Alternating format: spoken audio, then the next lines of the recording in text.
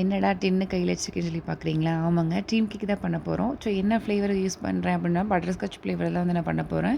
So ஃபுல்லாக compulsory வந்து பார்த்தீங்கன்னா, ஒயிட் சாக்லேட் தான் கேட்டிருந்தாங்க பேஸில். ஸோ அதனால் ஒயிட் சாக்லேட்டை வச்சு கனாஸ்லாம் ரெடி பண்ணி சூப்பராக வந்து ரெடி பண்ணி கொடுத்தாச்சு. அதோட ரிவ்யூமே ரொம்ப சூப்பராக சொல்லியிருந்தாங்க. ஸோ நெக்ஸ்ட் ஷார்ட்டில் வந்து அவங்க வாய்ஸ் ஓவர் நான் சர்வ் பண்ணி வச்சுருக்கேன். நெக்ஸ்ட் டைம் வந்து ஷேர் பண்ணுறேன் ஷுவராக.